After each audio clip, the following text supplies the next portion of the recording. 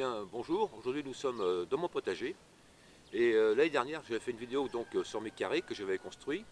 Et certains m'avaient demandé comment j'avais fait mes carrés. Donc ça tombe bien parce que j'ai reconstruit un carré donc, ces jours-ci. Et je vais vous montrer donc, comment j'ai procédé pour fabriquer donc, ce carré et ce que j'ai mis à l'intérieur. Vidéo. Donc voilà comment je procède. Je fais juste en fait un cube. Voilà, bon, je ne l'ai pas coupé bien cette fois-ci, hein. J'ai fait un peu ça vite fait.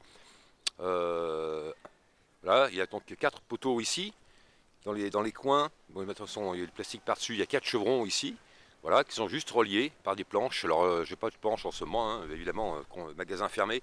Donc, j'ai pris du plancher que j'avais de démontage, voilà, du plancher en pin. Et je l'ai protégé ici avec une bâche plastique que j'ai trouvée, pour pas que l'humidité donc de la terre puisse pourrir le bois rapidement. Voilà. Au fond, j'avais un petit peu d'herbe, j'ai mis dedans. Et ensuite, je vais y mettre des morceaux de bois.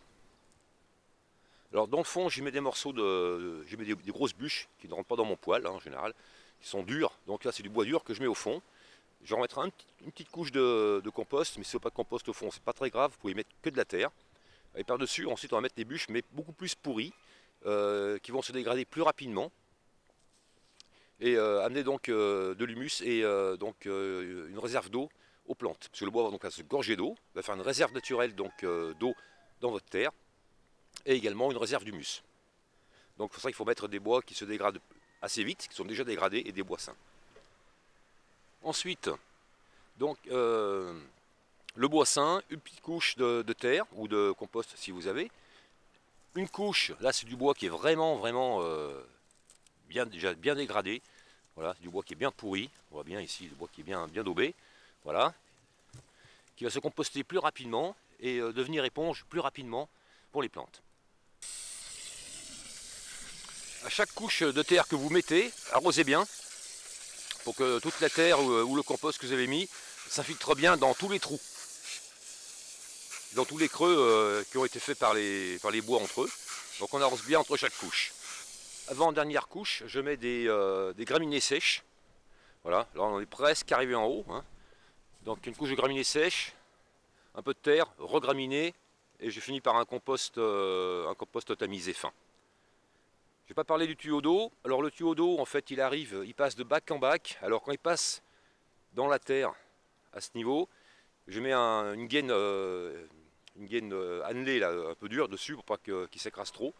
Mais quand il arrive dans le bac, je le laisse tel quel, et ça a toujours marché depuis des années comme ça. Et puis une fois arrivé en haut, comme ça, je le couperai, et puis je mettrai donc autour un tuyau microporeux pour l'arrosage. Donc le carré est terminé. J'ai terminé par une couche de compost tamisé fin. J'ai installé donc mon tuyau poreux à l'intérieur, voilà, qui me sert donc pour un arrosage automatique, quand je ne suis pas là surtout, hein, parce que j'aime bien y aller tous les jours pour arroser, ou tous les 2 jours, voir un peu comment ça se passe dans le potager. Donc je ne me sers pas de ce tuyau en fait en temps normal. Je m'en sers surtout quand je pars en vacances ou quand je pars en week-end. Voilà. Et puis les petits rebords, c'est bien pratique pour poser le café, là c'est le matin. Donc bon café à tous.